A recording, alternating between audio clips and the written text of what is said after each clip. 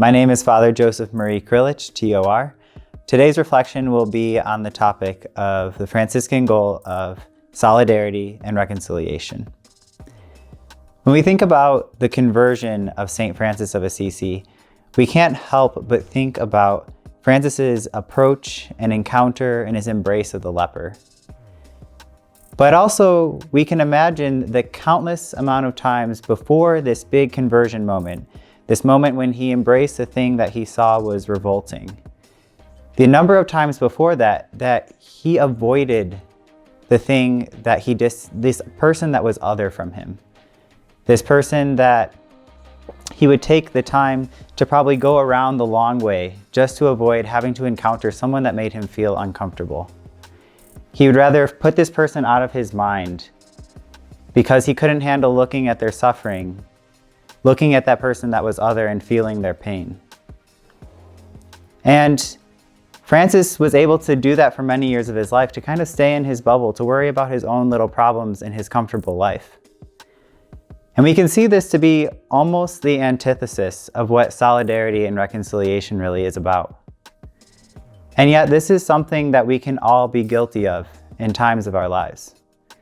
We don't always intentionally separate ourselves from other people, but we can consciously or subconsciously, a lot of times, just focus on ourselves. We focus on our own problems, the only things that we have to get done, the things that are only within our little bubble, and we don't go outside of that comfort zone for so long. And yet we see in the life of St. Francis that something changes within him. And that something that changes is he experiences and begins to experience more and more the mercy of God. So that when he finally is able to approach the leper, he embraces the leper. He's able to show the mercy that Christ first showed to him. This person that was for so long other and someone that was apart from him is now someone that he can identify with because he experiences that mercy of God. He identifies with Christ and sees Christ in the suffering of another person. And this is where solidarity begins for us.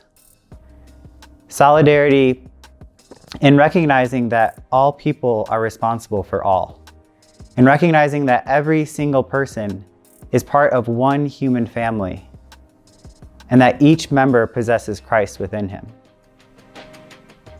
When we allow ourselves to experience that mercy of Christ, then we're able to extend that mercy to others. It's only then that we're able to move beyond that bubble that we might set around us. Pope Francis will often use the image of describing the wounds of Christ not just as a channel between us and Christ, but his wounds in his hands and his feet become the channel between us and one another.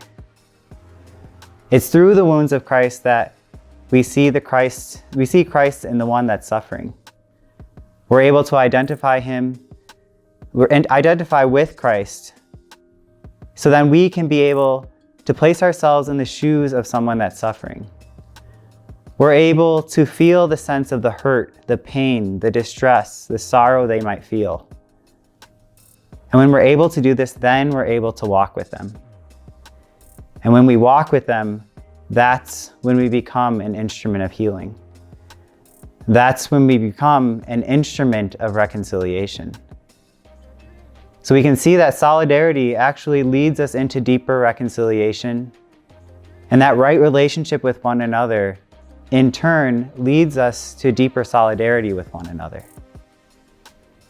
As we as a Franciscan community then are called to be instruments of solidarity and reconciliation. We need one another. As one human family, we're called to build up this family, to strive for a deeper peace, for a deeper unity, for a deeper love that comes only through Christ.